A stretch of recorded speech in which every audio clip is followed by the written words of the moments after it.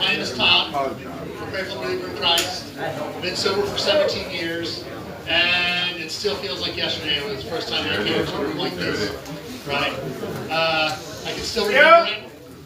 I can still remember coming in and seeing people that were full of joy and wondering what the hell was going on. Because it didn't make any sense to me whatsoever, right? So, I have a friend named Larry. I'll talk about him later, right? He is, 6 foot tall, 300 pounds, up here while they're singing, dancing, like aggressively dancing with joy, right? With a bum knee that he had to replace a year later, right? Actually 2 of them, but he's still dancing with joy. Massive human being, right? And I'll tell you about him and how amazing that statement is, right? But I want to talk about why I'm here, right? If you saw me walking around here this entire time, I'm walking around here because this is holy ground. Yeah. Right? This is absolutely holy ground. Whether you know it or not, God is in this place redeeming each one of you. Preach it, brother. Right? Now, why am I saying that? Because when he was here and alive, he was in rooms exactly like this, with people exactly like us. Right. Who were full of nothing but decrepit, hopeless reality. Right? They were addicts. They were the worst of their society. Right? They're the tax collector. Why was that a big deal? Because he's betraying all of his people. Right? If you don't get a chance to see it, that first season of The Chosen shows Matthew actively betraying his people. Right? And why is it a big deal that this ground is holy? Because somebody in this room, right now in this instant, God's going to touch you and remove all the compulsion you have for drinking and alcohol and drugs. All of it. I don't know who it is. Some of you here tonight are going to go back out as soon as you're out of here and die the next month. Right? That's going to happen to you, right? Like, I've lost so many friends. I can't tell you how many friends I've lost in these rooms. And especially after COVID and everything shut down and we lost our medicine of actually being able to be around people and be honest, I saw so many people die. Right? That's why I'm here. Like, my life is totally different than it was before, right? I have a 14-year-old and 11-year-old son. They've never seen me drink. I got to bring recovery into their lives from the get-go. I got to own my stuff. When I've done something that was wrong, when I've lost my temper, when I've been angry and done something that was harmful to them, I've been able to tell them that was wrong of you to do. Make amends and totally transform their life. Totally place my entire family's life on a different track. So, I have a question for you in here. So, who in here has had a terrible experience with a cop? Hey, what? Hey, a cop? Who in here has felt the judge and felt like, oh my gosh, I didn't do anything wrong and this guy's after me? Yep. Right? Right? Yeah. Right? You know what? My father was a cop. Whoa. Right? Right? And when I was 7, 8, 9, 10 years old, I used to take the beating, right? It didn't matter whether or not I had done it or not. His exact words to me after several of those was, that was for the one I didn't catch you at. Many a time. Right? Right? So, General I practice. grew up with this, right? Why do I talk about this? I haven't gotten into what I wrote down about what I'm going to share, but why am I talking about that story? The reason why I drank was because I believe my Heavenly Father's character was my dad's character. Talk about. Right? I was traumatized. I thought God was a big cop in the sky, just waiting to bust me when I did something wrong and send me to hell. That's what I believed. Full on, that's what I believed when I came into this room. By some miracle, I stuck. It's probably because I was so restless, irritable, discontent, despairing of so much soul that I just had to try something different. And you know what? It got me through 1 week, and then it got me through the next week, and it got me through the next week. And eventually things added up, and my life totally changed, right? I'm a totally different person than I was then. One of the things I can tell you for sure is there's probably not a person in this room that was as angry and resentful as I was when I first came in here. I was headed for death because I was so angry and resentful. I wanted people that had harmed me to feel the full breadth of the things I've done to me, right? So that's the trauma I had, right? Suicide ideation, restlessness, despair, name it all, right? All the things that we need to check off. So that's why I'm here. I'm here to hopefully share who I was and who I became and how your lives can be different too, and impart to a spiritual gift that you guys can hopefully go back out in the world. You know, it's easy to stay sober in here. There's nothing around, right? And everybody's here to support you. But when you go back out into the world, you go back out to your wife, your parents, all the people that keep on harming you, to stay sober, that's what I want to give you tonight. So, scripturally, why I'm here is this.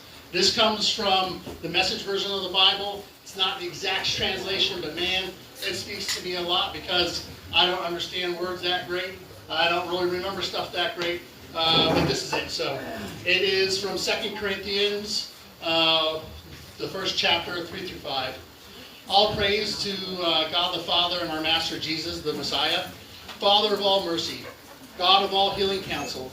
He comes alongside us when we go through hard times, and before you know it, he brings us alongside someone else who's going through hard times, so that we can be there for that person, just as God was there for us.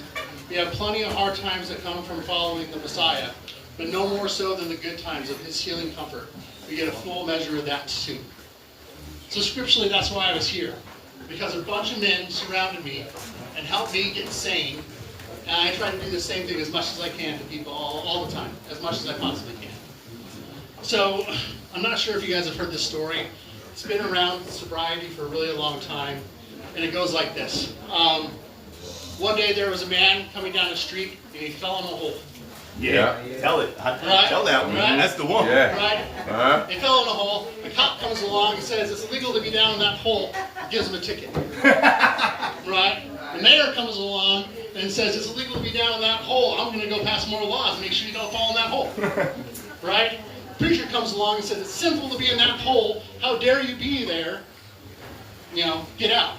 And each time somebody comes along and says you can't be in that hole, he says, I don't know the way out. Can you help me? And all they do is judge and tell him how wrong he is and that. Then one day, another man comes along. He jumps in the hole. Jump.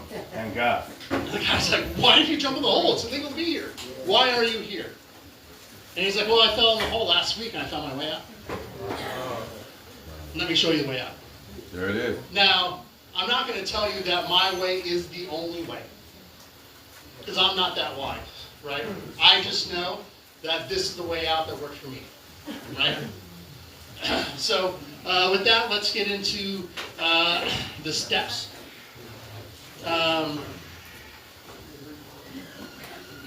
So, step one, our teaching is we admitted we are powerless over the effects of our separation from God, that our lives have become unmanageable. You know, I'm really, really not that smart. I had to pick that up to read it. I can't memorize words to like save my soul. It's like my dyslexia just kills me all the time, right? But this is what I do know for sure, right? I'm not God. That's what I know. And you guys probably aren't God either. But I'm pretty sure there might be God in here, right? If Jesus was going to come back to the earth, he'd be here right now. Even though all across the world, like every church is celebrating his birth, and he's there, he'd be here. Because he knows how desperate we are, right? Oh, he's here.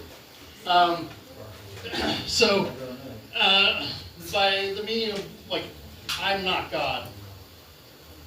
So, an incompleteness of the ways I know I'm not God, right? And I can tell that I'm trying to be God. I try to control others so I can be okay. I try to control my circumstances so I can be okay. I drink, watch porn, I eat a lot, I get anger, get resentful, I justify my behaviors, I use compliments to others so I can feel good about myself.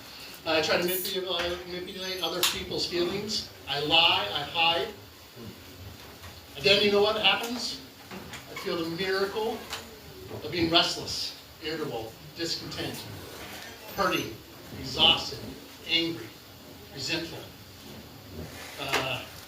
What's fine mean? I forgot the fine one. I always forget fine. Effed up, insecure, neurotic, and emotional. Yeah, there we go. That one too. So all those feelings hit me, and they hit me like not after a little bit of time. I'm talking they hit me after like not a long time, right? It's like half an hour of trying to do things on my own. I'm right there again. I'm restless, irritable, discontent, despairing of the soul, almost immediately, right? But why does that happen? That's a blessing.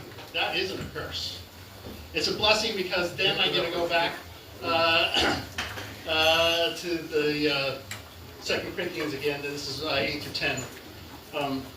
We do not want you to be uninformed, brothers and sisters, about the troubles we experience in the province of Asia. We are under great pressure, far beyond our ability to endure, so that we despaired of life itself. Indeed, we felt we had received the sentence of death. Did this happen that we might not rely on ourselves but on God, who raises the dead? Come on, man. He has delivered us from such deadly peril, and He will deliver us again. On Him we have set our hopes, and will continue to deliver us. So, curious, does anybody know what happened to, this is written by Paul, does anybody know what happened to Paul in the province of Asia? When he wrote this? Yeah? He said it. He was stoned to death. By people who stone people to death all the time. Right? It wasn't like it was like they thought he was dead. No, they stoned him to death. Drug him outside the city and threw him in the pit where they threw people that were stoned to death. And he got up, wiped himself off, And went back. and then wrote back that it happened so he could rely on Jesus and not on himself. Like, that's insane. That's totally insane. It's like, when I read that, I was like hopeless and in despair that none of this stuff would ever work for me, right? And then I read that, I was like, oh my gosh. Like God said, like, He felt worse than you do right now, and that's how He responded to it. And then it was like 5 years later, I was at a church, and the preacher started talking about what happened to Paul in the province of Asia, and I was like, what? What? That's what that was? So,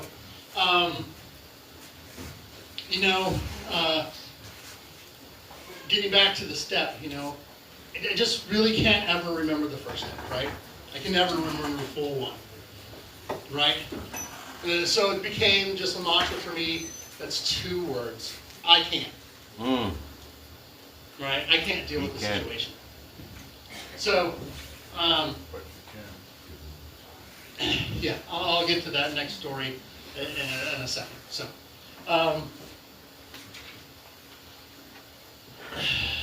So, the thing to know about me is this, right? I was built differently from the beginning. I was kind and sensitive, and really saw the world differently, right? Even though the things were being done to me, it was crazy, and I was kind of totally broken by the time I was 14, right? That's when I took my first drink. Started when I was 14, right? Well, but there's some semblance of character in there, even when I was starting to drink at a young age. I ran cross country in high school. Can't tell now. Not like I was there. Right? But I wasn't a very good runner. I always ran JV.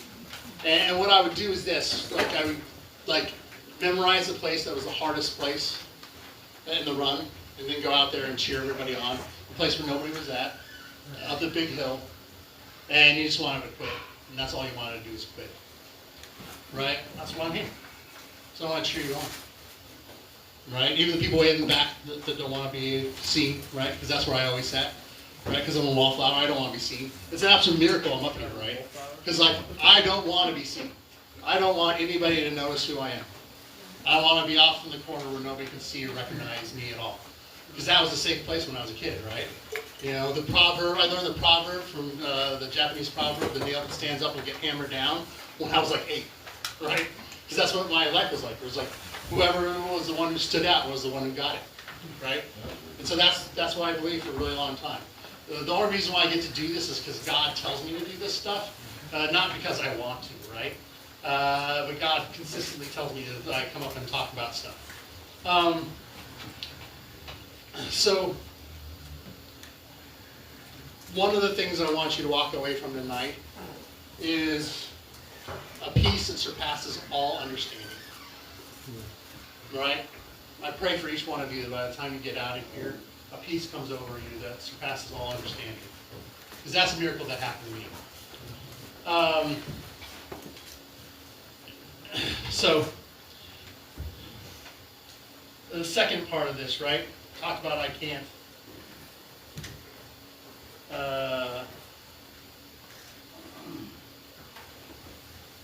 The next part is, this is going to come from the CR tradition. A little bit different than mine. I'll talk about the second step. The CR tradition says this: there is a God. I matter to him, and he has the power to help me recover. Right? That's the second step. And that's the second tradition of Celebrate Recovery. I talk about that because A, I can remember it, and B,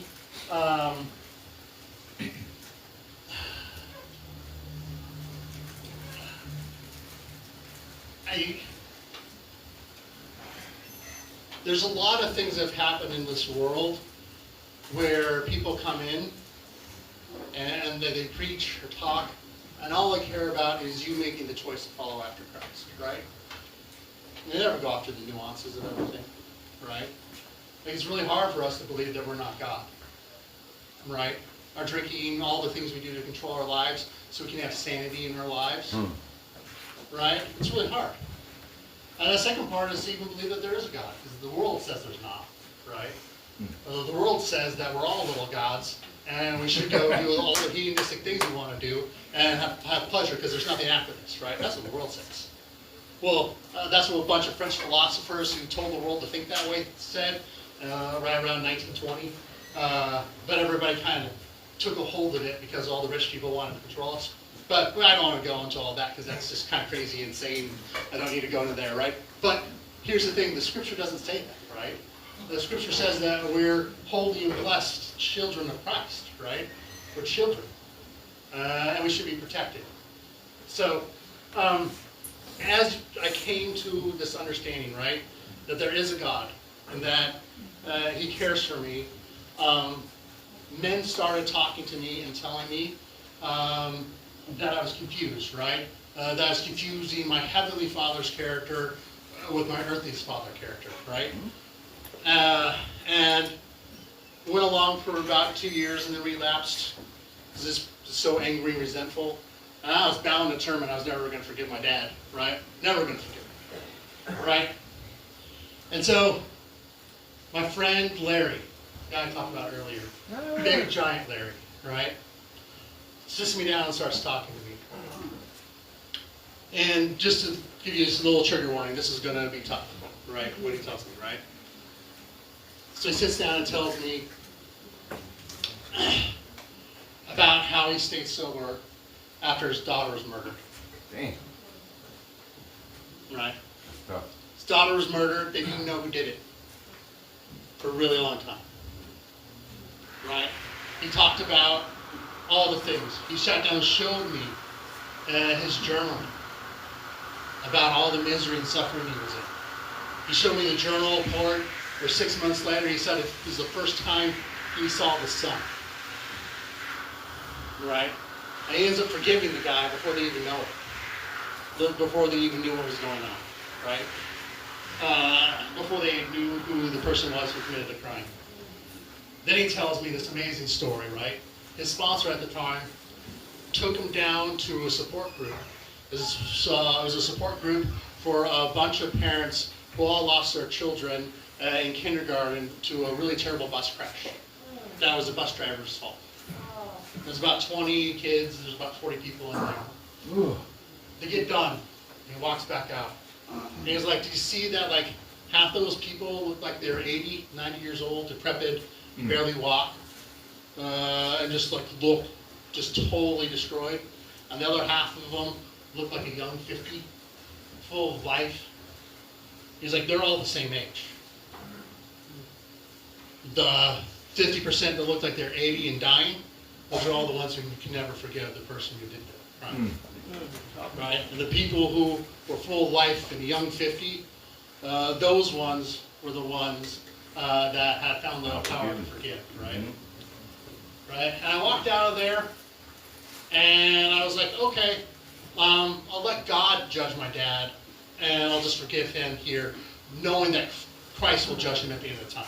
Right? That was my conditional forgiveness at the time, just to get through stuff, right? It wasn't like I was very powerful. And I walked out of that with the scantest amount of faith that things could change you can imagine. It wasn't very big. It was like less than a mustard seed, right? It was this, like, the way I can describe it was, I kind of sort of feel that maybe, just maybe, kind of sort of maybe, God might just do for me what he did for my friend Larry. With a lot more maybes there, right? Because that's how I felt, right? But then my life started to change immediately after that, right? Things just changed. And I was totally different. I was able to start accepting that there was this God who loved and cared for me, right? Who was totally different than anything I had ever really thought of God. And it really, really did start changing my life. Fast forward 3 years, and God has me teaching on forgiveness. Right? What happens to me right in the middle of teaching? Like, right in the middle of it. God says, how much have you really forgiven your dad? I remember, it was a room like this, teaching in like basically the basement, like that song was, right? The back of the church, you know, and kind of just like, it's just not supported, but like it doesn't matter. It's like there, right? And then I realized that I was going to forgive my dad, not just here, but when God calls me to account and testify against him at the end of time. I'm going to tell him I don't have anything. There's nothing that he owes me, right? Even though my dad's never owned any of this stuff, any of that stuff, that's how it changed, right? And it changed, and it has just affected the rest of my life, right? How am I going to be angry at my wife when I've already forgiven my dad? Right? How am I going to be angry at my kids when I've already forgiven my dad? Like, it just totally transformed everything, right? But that was from starting to understand God's character and less about my dad's character, right? Starting to understand that God wasn't the cop in the sky, but he was this person who loved and cared for me. My first sponsor, his name was Tatsi. He was a Japanese American who was thrown in an internment camp during World War II when he was a kid. Amazing guy, just amazing man, right? And he just talked to me all the time about like what's the character of God. And at the same period of time, I was really angry because I was getting tempted all the time to drink. All the time. All the time. I just couldn't get stopped. It was just there all the time. And my sponsor was like, hey, God's only doing that for good. God only blesses. So you're going through this because God wants you to go through this. What is the good thing? Pray. Pray and figure out why. And so, driving to work. At the time, I had a 45-minute commute to work. And during the drive, I have a vision. A vision of the largest stadium you can possibly imagine. 1,000 times the size of like where the Eagles play, or like I'm a Broncos fan where the Broncos play, right? I know. Full of the heavenly hosts and God, watching just me. And they're not there to judge me for the time when I fail. They're there just to cheer for the one time in 1,000 that I don't. Mm-hmm. Wow. Right? And I was like, okay, well, that's the reason why I'm going through this. That's okay. Right? It gave me that, right? So, and then I was able to start seeing that all these things happened to me, so I would see the emotions, right? I'd see that these emotions are there, the restlessness, the irritability, the discontent. All those things are super valuable to me today. They're the most important things because they tell me over again that I'm not doing step one again, right? There's no coincidence that step one and commandment one are almost the dang same thing, right? It's because we need that spiritual thing to say this thing outside of ourselves is the most important thing, not us, right? It's not like thou shalt not kill, that's like 4. Like, it's kind of ridiculous when you think about it, right? Like the things that the world says are the worst aren't even in the top 1, 2, or 3 things, right? So there's that, right? And breaking that all the way back down to my simple thing for like my prayers, because I can't do the complex like whole thing that I can remember for the 3rd step. It's just he can't, right? I can't, he can't. Right? That's what it is for me. I can't deal with it in another way. So that brings us to the third step, right? And third step is we made a decision to turn our will and our lives over to the care of God as we understood it. Well, that means a lot of different things now for me than it did 17 years ago. Well, 19 years ago when I started praying it. Because, man, I did not really understand who God was, right? And I love that third step now because, like, it's constantly evolving. My knowledge of the character of God is constantly improving because my character is constantly improving, right? Because there's, what, like 194 character defects? I think I've only worked through like 12 so far, but I'm sure I have most of the other 194. Like, I know I still have anger. Every once in a while I call my sponsor and I'm just like so angry, right? But it just is what it is, right? So, that thing for me, for like the third part of that prayer, is so I'm going to let him. Right? That's my prayer. I can't, he can, so I'm going to let him. Right? And that became the mantra of my life for years. So, fast forward a few years, and I'm working as a salesman at an electronics store. And I have a crazy boss. Crazy boss. Kicked holes through the doors, through doors, knocked doors off their hinges, punched holes in walls, constantly sent people home. My actual coaching every single month, we had monthly coaching, was if you don't finish in the top 3, I'm going to put you on an improvement plan and fire you. That's my coaching every month.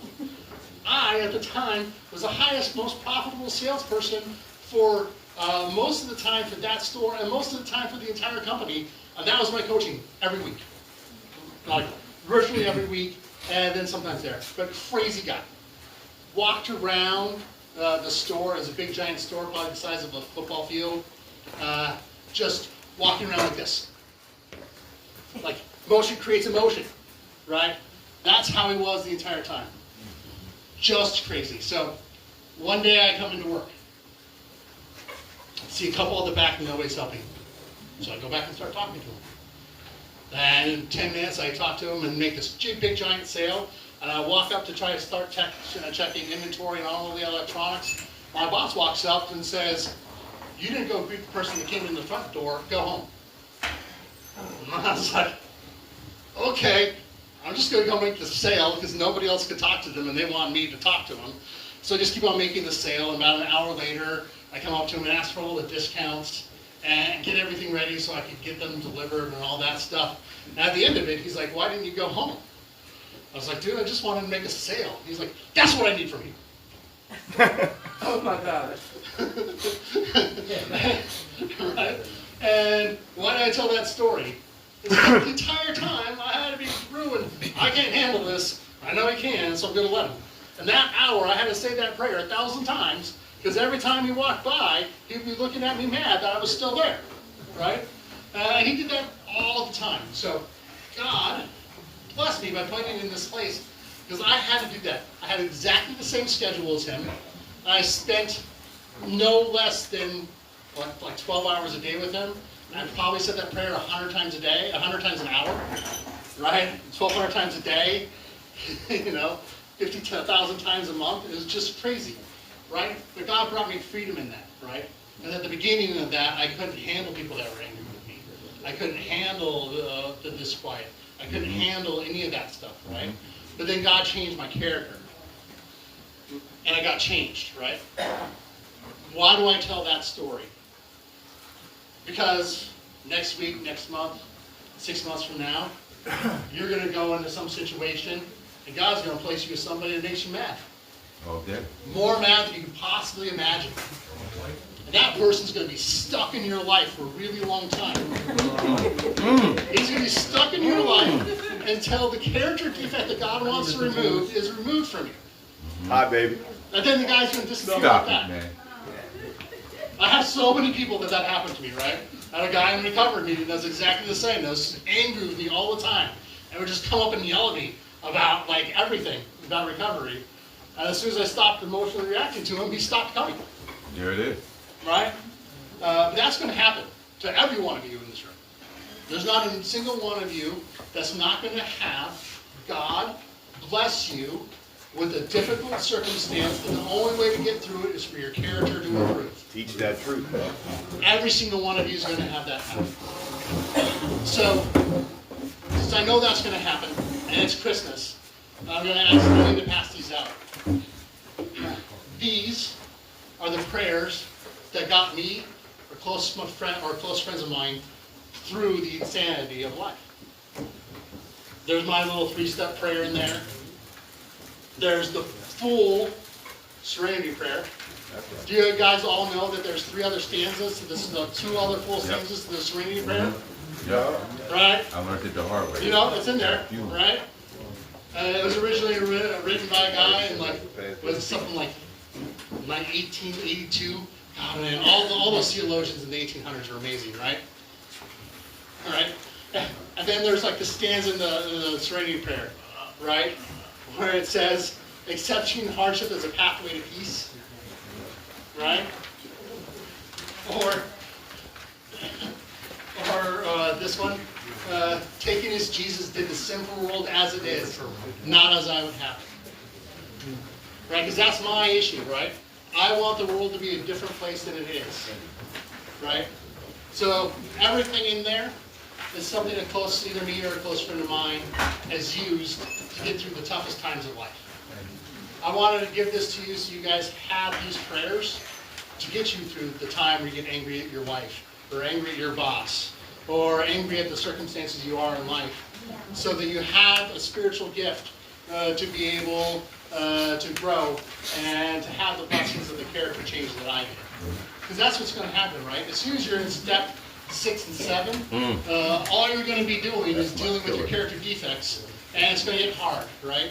Has anybody in here been in church where somebody says, don't pray for patience? Because the only thing that's going to happen is God gives you situations where you have to have patience to get through it, right? But that's what's going to happen, right? He's going to put situations in your life that the only way you can get through it is dependent upon Him, and have your character transformed, right? And you'll know how your character's going to need to be transformed when you go through your 5th step and your sponsor points out, well, here are the 15 character defects that we know from your 5th step are present in your life. That's what you need to go start doing on 6 and 7. We know you're going to be dealing with those things, right? I can deal with people who are angry. So, like everybody was angry around me for a good solid 18 months, 2 years, right? I don't trust that God's going to take care of me. So God made me a salesman who's completely dependent upon commission sales to make it, right? With bosses and companies that only ever said, like, if you don't perform, we're going to fire you, and He blessed me through it, right? And at the time, I was completely dependent upon work and being okay. That's okay. At the time, I was completely dependent upon work to make me feel okay, right? I wasn't dependent upon God. It's dependent upon work. And thank God, when I made more money than I used to, blessed me with a career that made more money than I used to make in a year in one paycheck, it turned to ash in my mouth. Right? Totally terrible. And then my salesman friends are like, why would God do that? Right? So that's what it is, right? And then it brings me to here, right? He talked to me at the beginning, that I got moved here from California, right? And in 2021, after the pandemic rules lifted and everything, my wife brought my boys out here to Delaware to see my in-laws. And they're in the parking lot at the airport, and my mother-in-law breaks down because it's become evident that my father-in-law's memory is going. And then he's starting to have some severe memory issues and getting really sick. Bawling, crying in the parking lot. My wife calls me in the parking lot and says, this is what's going on. I hear the audible voice of God say, you're moving to Delaware. Right? Then, He told me not to look for a job. To not even look.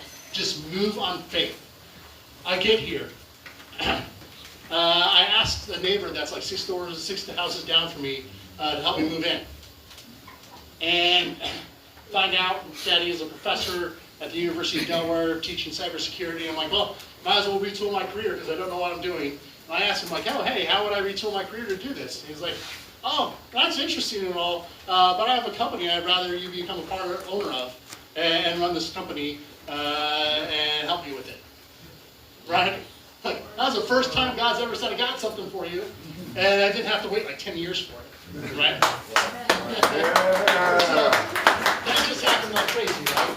So, and the last part of this I'm going to close with is this, right? I have a really broken family. Don't talk to my mom.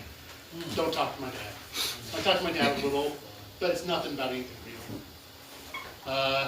My mom, as a child, was sexually abused by her stepfather, and learned all these terrible ways of relating. So, like, she's a narcissist that treated me as a husband and told me all, like had all this emotional things in me. So I can't really talk to her because she just treats me as a husband every time I pick up the phone call. And I just can't deal with it because I already have a wife, and that's already difficult enough for me to deal with, right? And like, she's the one who deserves that part of me, not my mom. Anyway. My brother and I had a major wedge pushed between us, right? Because of the violence that happened in our house. And from all the stuff I've read and all the counseling I've done, what happens is you either become unnaturally close to your brother that was in the violence with you, or become unnaturally far apart, right? And we're far apart. I prayed for 10 years that I could have my relationship restored with my brother, that things would change. Because I couldn't talk to him, because there was no healthy way to talk about it, right? And like 4 years ago, I got a phone call out of the blue being like, man, I'm crashing and burning. I started going through counseling, and I started dealing with this, right? And all of a sudden, everything was restored. And I could talk to him about all the insanity that went on with my family. And he remembers stuff I forgot, and I remember stuff that he forgot, because insanity was there. It was so bad, right? Because we just tried to disassociate all the time. And I share that story because it was 10 years of prayer. Right? So when I say prayer works, I know it works. Because it took me 10 years to get it, right? Some of those prayers won't be fulfilled while the person's still living, right? And they'll be fulfilled in the afterlife when I get to see them there. But I know that prayer is going to work to help you guys get through the despair and the hard times that you have that are coming up, right? Because that's what I think about, right? I think about that hard hill you're going to hit sometime in the future. You're going to have happy times. Those always come, right? But the hard time, that's why I wanted to come here tonight. So thank you so much for your time.